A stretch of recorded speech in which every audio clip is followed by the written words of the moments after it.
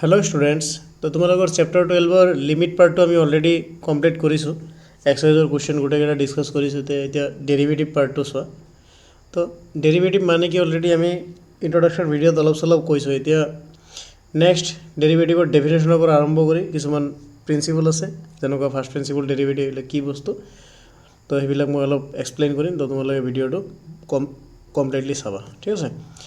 तो लिखा derivative derivative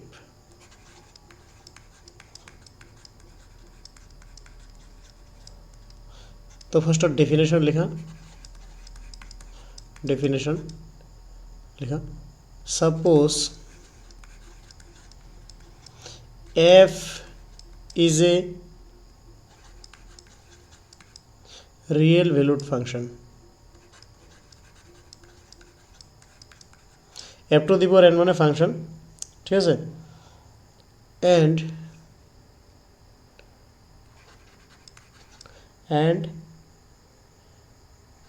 a is a point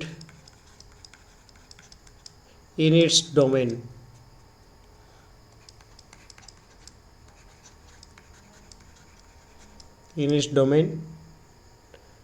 then the derivative of f at a is defined by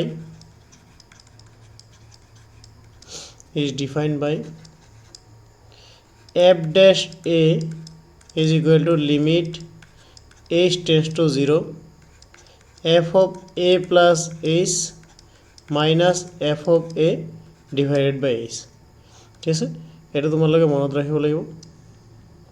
তো আমি এনেকৈ derivative define কৰোঁ আৰু ইয়াত এফ ডেছ এ মানে কি f dash is the derivative of f at a হয়নে and f dash a is the derivative of f with respect to a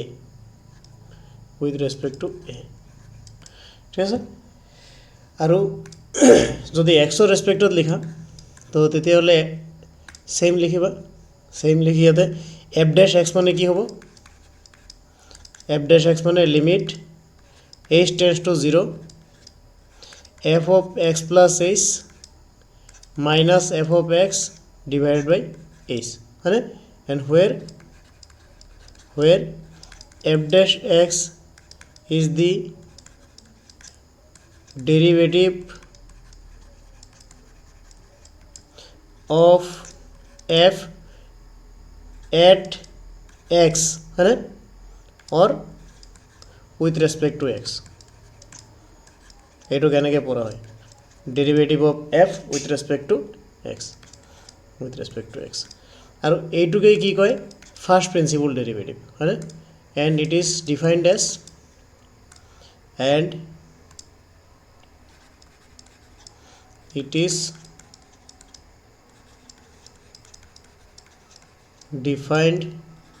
as first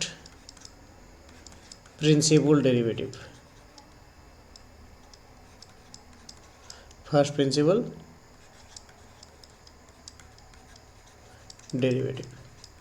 তো আমার by using first principle derivative আমাক differentiation কৰিব দিব হয় না by using first principle derivative তো এইটো কি কয় ফার্স্ট প্রিন্সিপল ডেরিভেটিভ হয় না ফার্স্ট প্রিন্সিপল ডেরিভেটিভ এইটো f dash x equal to limit h tends to 0 হয় না f of x minus f of x plus h minus f of x divided by h এইটো হ'ল first principle derivative তো এইটো মনত ৰাখিব লাগিব ঠিক আছে। তো এইটো লৈ আমি এটা এনে কুৱেশ্যন এটা চাওঁ বাই ইউজিং ফাৰ্স্ট প্ৰিন্সিপল ডেৰিভেটিভ তো তোমালোকে ভিডিঅ' পজ কৰি নোট কৰি ল'বা তো আমি by using first principle derivative example লওঁ ঠিক আছে। তো লিখা question number 1 question number 1, find the derivative of sin x by using first principal derivative.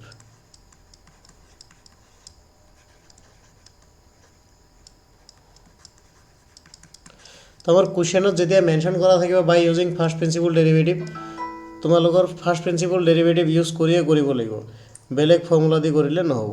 ঠিক আছে, তো এতিয়া আমাৰ ফাৰ্ষ্ট প্ৰিন্সিপল ডেৰিভেটিভত আমাক কি কি লাগিব? এফ ডেছ এক্স ওলাবৰ কাৰণে আমাক এফ অফ এক্স লাগিব, F of x plus H লাগিব, হয়নে নাই?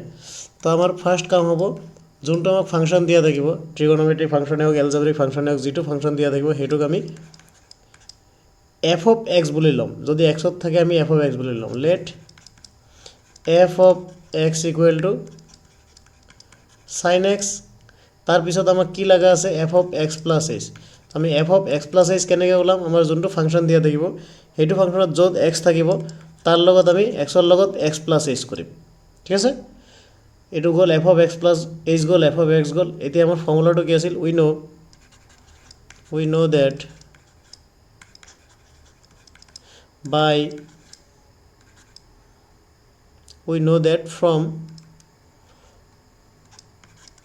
from first principal derivative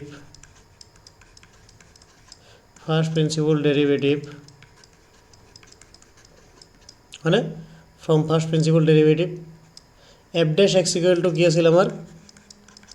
f dash x equal to limit h tends to 0 f of x plus h minus f of x divided by h, হয়নে? Divide বাই h। তো এতিয়া আমাৰ কি কৰিব লাগিব? ইয়াত ভেলুবিলাক বহাই দিব লাগিব, হয়নে? আমাৰ ভেলুবিলাক বহাই দিয়া। তো এইটো কি হ'ব? Limit h tends to 0 f of x plus H মানে কি? Sign off x plus h minus sign off x, আৰু তলত আমাৰ কি আছে? Divided by H. তো এতিয়া আমাৰ এইখিনি এক্সপাণ্ড কৰিব লাগিব। এতিয়া আমি এইটো এক্সপাণ্ড কেনেকৈ কৰিম? এইটো চোৱা, sign C minus sine D হৈ আছে, হয়নে? তো চাইন চি মাইনাছ চাইন ডিৰ ফৰ্মুলাটো কি আছিল? তো তোমালোকে ট্ৰিগনমেট্ৰিত already sine C minus sine D এইবিলাক sine C plus sine D এইবিলাক জানা। যদি নাজানা লিখি লোৱা, মই লিখি দিওঁ ছাইডত।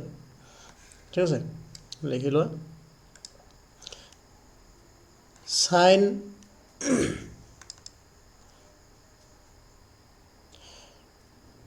লেখা sine C plus sine D লিখা first order sine C plus sine D মানে 2 sine C plus D by 2 into cos C minus D by 2। ঠিক আছে, তো cos C minus D by 2 into cos C minus D by 2। তাৰপিছত sine C minus sine D মানে 2 cos c plus d by 2 into sin c minus d by 2। ঠিক আছে, তো আমাৰ ইয়াতে কোনটো ফৰ্মুলা ইউজ হ'ব? আমাৰ 2 নম্বৰটো ইউজ হ'ব, হয়নে? এইটো ফৰ্মুলা ইউজ হ'ব, আমাৰ sin c minus sin d formula use হ'ব। তো এতিয়া সেই ফৰ্মুলা মতে ইয়াতে বহাই দিয়া। তো আমাৰ sin c minus sin d মানে কি হ'ব? এইখিনি x plus h মানে c, এইটো মানে d, হয়নে? তাৰ মানে limit h tends to 0 sin c minus sin d মানে 2 cos c plus d by 2 c plus d মানে x plus h plus x by 2 into sin c minus d মানে x plus h minus x by 2। ঠিক আছে, আৰু আমাৰ তলত কি আছে? Divided by h, divided by h। ঠিক আছে, এতিয়া ইয়াতে কি কি সিম্পলিফাই হয় চোৱা। ইয়াতে এক্স এক্স কেঞ্চেল যাব, এক্স এক্স কেঞ্চেল যাব, হয়নে? ইয়াতে কি থাকিব? সাইন এইচ বাই 2, আৰু ইয়াতে কি থাকিব? 2x প্লাছ এইচ বাই 2, হয়নে? তো লিখা যি যি আছে লিখা, তোমালোকে ভিডিঅ' পজ কৰি নোট কৰি ল'বা। তো এতিয়া চোৱা, limit h tends to 0 2 cos 2x plus h/2 sin h/2 divided by কিমান আমাৰ h হয়নে। তো এতিয়া আমাৰ ইয়াত কি হৈ আছে মাল্টিপ্লাই হৈ আছে হয়নে, এইটো আমাৰ কি হৈ আছে মাল্টিপ্লাই হৈ আছে। তো আমি কি কৰিব পাৰোঁ লিমিটটো স্প্লিট কৰি দিব পাৰোঁ হয়নে নাই।